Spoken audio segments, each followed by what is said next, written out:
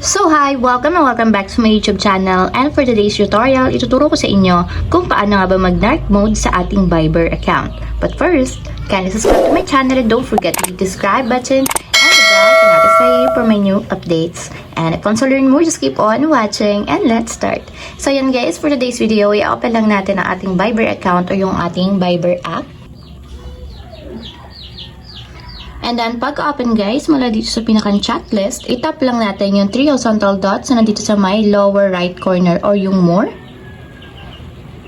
And then, pagka-tap guys, i-scroll up lang natin. Then, tap natin dito yung settings.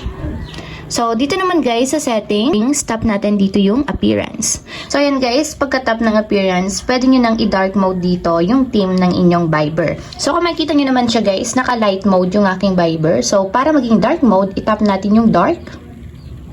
And ayan guys, nakita nyo naman, naging dark mode na siya. So, ayun lang guys, ganun lang kasimple kung paano nga ba mag-dark mode sa ating Viber account. If you have a question, click comment down below and don't forget to hit the subscribe button and the bell to notify you for my new updates. And thank you for watching! Living life, every day, late at night, not okay.